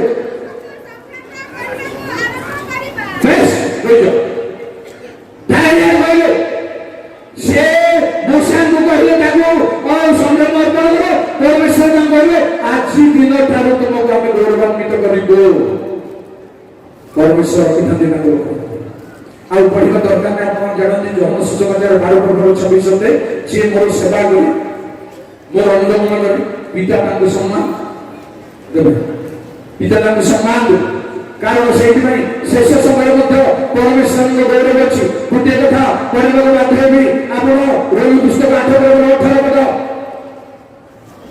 ଭାଇ ଭାଇମାନେ ପୁଅ ଝିଅମାନେ ଭଲ ଶୁଣନ୍ତୁ। କାରଣ ମୋ ବିଚାରରେ ଯେଉଁ ଗୌରବ ଆମ୍ଭମାନଙ୍କ ପ୍ରତି ପ୍ରକାଶିତ ହେବ, ତାହା ତୁଳନାରେ ଏହି ବର୍ତ୍ତମାନ କାଳର ଦୁଃଖ ଭୋଗ କିଛି ହିଁ ନୁହେଁ। ପରମେଶ୍ୱର ତାଙ୍କ ଦାସମାନଙ୍କ ପାଇଁ, ଦାସୀମାନଙ୍କ ପାଇଁ, ତାଙ୍କ ଲୋକମାନଙ୍କ ପାଇଁ ଗୌରବ ରଖିଛନ୍ତି ପ୍ରିୟ ଭାଇ ଭଉଣୀମାନେ। ପରନ୍ତୁ ନାହିଁ ସେଇଥିପାଇଁ ରୋମୀ 9:23-27 ଲେଖା ହେଉଛି ଗୌରବ ଧନ ଶେଷ ସମୟରେ ପ୍ରଦାନ କରିବା ପାଇଁ ଏ ମୋ ପିତାଙ୍କ ଆଶୀର୍ବାଦର ପାତ୍ର ଆଶ ବନ୍ଧମାନ କରି ମଧ୍ୟ ଜଗତର ପତନ ପୂର୍ବରୁ ଯେଉଁ ସ୍ଥାନ ପ୍ରସ୍ତୁତ କରାଯାଇଛି ତୈଳ ଭିକାରୀ ଗୌରବର ବର୍ଣ୍ଣନା जो गौरव आगामी समय ମାନଙ୍କର ଅଛି ପ୍ରିୟ ଭାଇ ମାନେ, ତାହା ହିଁ ଆମର ପ୍ରସଙ୍ଗର ଗୌରବ, ତାହା ହିଁ ଆମର ଲକ୍ଷ୍ୟ ହେଉ। ସେହି ସମୟର ଗୌରବ ପାଇଁ ବର୍ତ୍ତମାନ ପରମେଶ୍ୱରଙ୍କୁ ତଥ୍ୟ ଅନୁସନ୍ଧାନ କରି ପରମେଶ୍ୱର ଦୃଶ୍ୟ ପରମେଶ୍ୱରଙ୍କୁ ଜାଣିବା ପାଇଁ, ତାଙ୍କ ବାକ୍ୟର ଭଲ ହେବା ପାଇଁ ନିଶ୍ଚିତ ଅନୁଭବରେ ଆସ ତାକୁ ରଖିବା, କହିବା, ଜାଣିବା ଦରକାର। ପରମେଶ୍ୱରଙ୍କ ବାକ୍ୟ, ପରମେଶ୍ୱରଙ୍କ ଉପସ୍ଥିତି ଆପଣଙ୍କ ଭିତରେ କେମିତି ରହିବ, କେମିତି ରହୁନି କେମିତି, ଏ ଦିଟା ଜାଣିବା ଦରକାର। ନହେଲେ ଆପଣ ଖୋଜି ପାରିବେନି। ରହିଲେ ଯେମିତି, ନ ରହିଲେ ସେମିତି, ତାହେଲେ ଏଇଟା ପରଫେକ୍ଟ ନୁହଁ। ପରମେଶ୍ୱରଙ୍କ ବିଷୟରେ ଅନୁଭବ କରିବାର ଅଛି। ସେ ଉପସ୍ଥିତ ରହିଲେ ଯେମିତି, ନ ରହିଲେ ସେମିତି ଯଦି ଲାଗୁଛି ଆପଣଙ୍କୁ, ଆପଣ ଫେଲ ରହିବେ। ରହିଲେ ଜଣା ପଡ଼ିବାର ଅଛି, ନ ରହିଲେ ତାହେଲେ ଆଗକୁ ଯାଇପାରିବେ, ତାହେଲେ ଆପଣ ଗୌରବ ସ୍ଥାନରେ ପହଞ୍ଚି ପାରିବେ। ଆସନ୍ତୁ ପ୍ରଭୁ ଗୌରବମୟ ଦିନହୀନକୁ ଖତରାଶିର ଦରିଦ୍ରକୁ ଉଠାଇ କୁଳୀନମାନଙ୍କ ସଙ୍ଗରେ ଗୌରବମୟ ସିଂହାସନରେ ବସାଇବା ପାଇଁ ଚାହୁଁଛନ୍ତି। ସେ ଗୌରବ ଆସିବା ପୂର୍ବରୁ, ସେ ଗୌରବରେ ଆସିବା ପୂର୍ବରୁ, ଗୌରବ ତାଙ୍କ ଲୋକଙ୍କୁ ଗ୍ରହଣ କରିବା ପୂର୍ବରୁ ଯେପରି ଦାଉଦ କହିଲେ ମୁଁ ଚାହେଁ ସେ ସମୟରେ ମତେ ସେ ଗୌରବରେ ଗ୍ରହଣ କରିବେ। সেই গৌরবକୁ ଯିବା ପାଇଁ, সেই ଅନୁଭବକୁ ଯିବା ପାଇଁ ଆଜି ଚାନ୍ସ ଅଛି। କିନ୍ତୁ ଜାଣିଥାନ୍ତୁ ଦିନ ଦ୍ୱାର ବନ୍ଦ, ଏସବୁ ଆଲୋଚନା କରିବା ଦ୍ୱାର ବନ୍ଦ ହେବ। ପକ୍କା ମୋ ପ୍ରମାଣ ରହିଛି ବନ୍ଦ ହେବ। ସେତେବେଳକୁ କିଛି କରିପାରିବେ, କିଛି ଉପାୟ ନାହିଁ। କାମ ସରିଲା ପରେ ବନ୍ଦ ହେବ, ତାଙ୍କ ଲୋକମାନଙ୍କର କାମ ସରିଲା ପରେ ବନ୍ଦ ହେବ ବୋଲି ଗୋଟେ ବାଧ୍ୟ ଦେଖିବି ଶୁଣୁଛି। ପରମେଶ୍ୱରଙ୍କ ଲୋକମାନଙ୍କର କାମ ସରିଲା ପରେ ଦ୍ୱାର ବନ୍ଦ। ପୁଣି ଅଧିପତି ଯେତେବେଳେ ସ୍ୱେଚ୍ଛାଦତ୍ତ ଉପହାର ସଦାପ୍ରଭୁଙ୍କ ଉଦ୍ଦେଶ୍ୟରେ ହବ ଭଳି ଅବା ମଙ୍ଗଳାର୍ଥକ ଭଳି ସ୍ୱେଚ୍ଛାଦତ୍ତ ଉପହାର ରୂପେ ଉତ୍ସର୍ଗ କରିବେ, ସେତେବେଳେ ତାଙ୍କ ପାଇଁ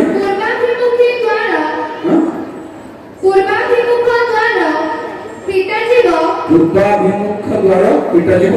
ଆଉ ସେ ବିଶ୍ରାମ ଦିନରେ ଯେପରି କରନ୍ତି ସେପରି ଆପଣ ହମ ଭଳି ଓ ମଙ୍ଗଳାର୍ଥକ ଭଳି ଉତ୍ସର୍ଗ କରିବେ।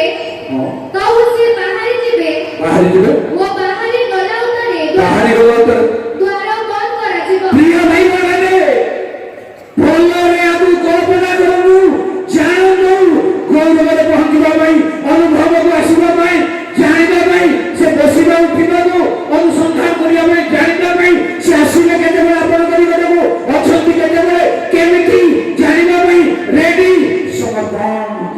କାରଣ ସବୁ କାମ ସରିଲେ, ପ୍ରଭୁଙ୍କ ଲୋକମାନଙ୍କର ସବୁ କାମ ସରିଲେ ଦ୍ୱାର ବନ୍ଦ। ପ୍ରଭୁ ଆପଣଙ୍କ ଆଶୀର୍ବାଦ କରନ୍ତୁ, ପ୍ରାର୍ଥନା କରିବା। ଯୋଉ ପୁଅମାନେ ଠିଆ ହେବାକୁ ଚାହାନ୍ତି, ଗୋଟିଏ ସେକେଣ୍ଡ ସମର୍ପଣ କରିବା ପାଇଁ, ପ୍ରଭୁଙ୍କର ଶକ୍ତିକୁ ନିକଟବର୍ତ୍ତୀ ହେବା ପାଇଁ, ଗୌରବର ନିକଟବର୍ତ୍ତୀ ହେବା ପାଇଁ, ଆଉ ଅନୁଭବକୁ ଆସିବା ପାଇଁ, ପୁଅମାନେ ଝିଅମାନେ ସବୁ ଧର୍ମ ତ୍ୟାଗ କରିବା ପାଇଁ, ସବୁ ମୋହମାୟା ବିରୁଦ୍ଧରେ ଠିଆ ହେବା ପାଇଁ, ପରମେଶ୍ୱରଙ୍କ ପିଲା ହେବା ପାଇଁ ସମସ୍ତଙ୍କୁ ବହୁନି ଜୟ ଜୟ ପ୍ରଭୁ, ଜୟ ସର୍ବଶକ୍ତିମାନ।